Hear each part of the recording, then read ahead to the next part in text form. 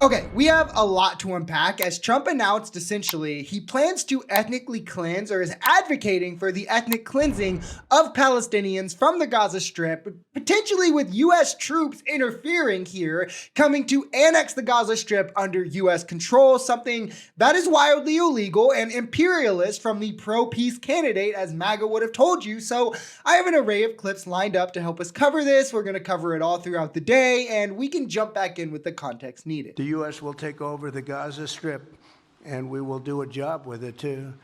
We'll own it and be responsible for dismantling all of the dangerous unexploded bombs and other weapons on the site, level the site and get rid of the destroyed buildings, level it out, create an economic development that will supply unlimited numbers of jobs and housing for the people of the area. Couple things to make absolutely clear here. When he says for the people of the region, he means the Israelis. As we'll show in other clips, he doubles down in this meeting on his belief that Palestinians should be forcibly removed from their homes and forced into neighboring countries like Egypt and Jordan, which is not only clear-cut definitional ethnic cleansing, again, illegal, but would also meet the 5th requirement of 5 in the Genocide Convention, where Israel has met the other 4. Only one needs to be met. But this makes it now Greenland, Panama, Mexico, and the Gaza Strip that the pro-peace candidate has spoken of invading and occupying with American troops, risking our young American lives, your sons and daughters, in just 15 days in office. Can anyone name a time when Joe Biden did this? It also marks a 180 from how he ran in 2016, promising to remove us from the region. Again, trying to blame Democrats for it, despite it always being Republicans who do war hawkish things just like this to lead us into pointless wars, especially in this region, like exactly how we got into Iraq. What about the American families who don't want their loved ones who serve in our service to go fight another war overseas in the Middle East that he has no clear vision for? But he talked about U.S. boots on the ground. That's a slap in the face to MAGA voters who specifically rejected the old neoconservative ideology. Not only that, he sounds like Liz Cheney. Not only that. We're going to cover different parts of this panel throughout the day to get this in full, but Brad Palumbo here speaking is a right-leaning libertarian who possibly voted for Trump. I'm not exactly sure, but I know he agrees more with Trump than he does with like me on things. That's for sure. And even he can call this out for what it is. It's hilarious that on the campaign trail, people tried to say, well, Democrats are the neocons and all of this, when the war hawks, which it is a weird move to have Liz Cheney, but she did reiterate multiple times that, hey, like, I don't agree with Democrats on policy. I'm much closer to Trump on policy. I just think he's a danger to America, only for Trump to come out and then start swinging with the most war hawkish Liz Cheney, Bush era warmongering actions that we've ever seen in a long time, and then MAGA tries to carry water and justify each one of them, all in the name of ethnically cleansing a population because his biggest donor is an Israeli hawk. This is demonstrably worse than anything Joe Biden ever imagined, and I thought he was ideologically the worst person in history on this issue as a president. But then here comes Trump after a $100 million paycheck, happily advocating for ethnic cleansing. So I guess he takes the cake there too. That statement is ill-timed. That statement is petty. I really would call it what I want to call it, but my mom's watching the show. For me, it's if you actually voted one way or withheld your vote, you should own it. Mm-hmm. There were 2 choices in this campaign. It was extremely clear.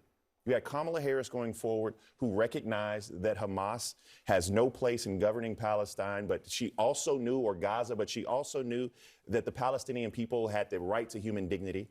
She also knew that Israel wanted safety and security, deserved that, had the right to defend itself. And we would have been in a much better situation. There was not a question about ethnic cleansing if Kamala Harris would have been the president of the United States. I have to totally disagree. Yeah, no, I hate this. And sellers will always be biased, but let's call a spade a spade. Kamala was more scared the genocide in Gaza would hurt her electability than she was willing to speak out about it. And that is a stain on her and her legacy from her own personal choices, not the voters who wouldn't put up with it. You had Joe Biden, who is essentially an old, decrepit, racist man on this issue, unmovable ideologically, refusing to uphold his own red lines that he would set on the issue, like Rafah. Remember when that was the red line, and then Israel went on to bomb 7 more refugee camps? You have mainstream media spewing nothing but pro-Israeli talking points, Democratic influencers, who I'm not going to name, came into this video thinking I might name them, not going to name them, but refusing to talk about the issue.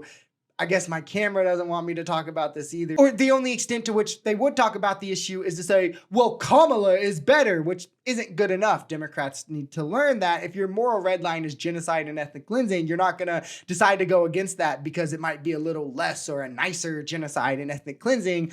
Unless you're Joe Biden, then I guess you don't care to go against your red lines. And I mean, that's all it comes down to. Kamala cared more about running to the middle than securing the left or the pro-Palestinian vote. So liberals being mad that those to their left or the pro-Palestinian vote didn't vote for her is insane. That would like blaming MAGA for this, for not voting for Kamala, when it's obvious that she wasn't campaigning to them either, especially now trying to talk about this, but only as a mechanism to own the pro-Palestinian people to your left. For not voting Kamala is disgusting, right? They're unironically saying that the voters should have just voted blue no matter who, which is what MAGA does. They're saying we should have been MAGA, rather than saying the Democratic Party should have done more to distance themselves from genocide, to reach out to the differing coalitions that find themselves on the left. We're not a cult like on the right. So plenty of us will not vote for the president if they do something that is against our morals. It's all I see on X, however, right now are these kind of, I would call them the litmus left liberals that nobody should take serious, in my opinion, especially if they've never mentioned the genocide in Gaza before this and have never spoken about the atrocities or in any real empathetic way, but are now saying, haha, look, you dumb lefties, look how bad it's going to get for Arabs. Like, they just want to use things like ethnic minorities in so much that they give them some sort of moral superiority, which is why when Dems are in charge, these people will minimize the damage of Palestinians. These influencers is who I'm speaking to. But when Trump is in office, then it's like, look, guys, we were right the whole time. And those who were opposed to genocide, no matter who was doing it, made it so much worse for Palestine, and not Kamala for distancing herself from the genocide. Where, don't get me wrong, it is much worse for Palestinians under Trump. It was always going to be much worse for Palestinians under Trump. It was clear things were going to be worse for Palestinians under Trump. What he's doing is unimaginably immoral. It's probably worse than most people would have imagined he would have done. But it was more likely than not still going to be bad for Palestinians under Kamala. The material situations probably wouldn't have gotten better from where they were under Biden, which if that was past your line in which what you're comfortable with U.S. enabling with their foreign policy, obviously you're not just going to say, well, I'll just concede on that. I mean, maybe you will. I did, right? For some people, they will. But I think taking that as a strike for people who wouldn't is insane. And I do want to be clear, like there's a lot of the main figures on the left have moved past this, but there still are those like Bakari. There still are those who are prevalent in our party. Like, I mean, Joe Biden just won 4 years ago, that kind of need to be moved to the minority of our party as the more progressive actual left wing takes over. But because let's care about humans because they're humans, not because it's politically expedient.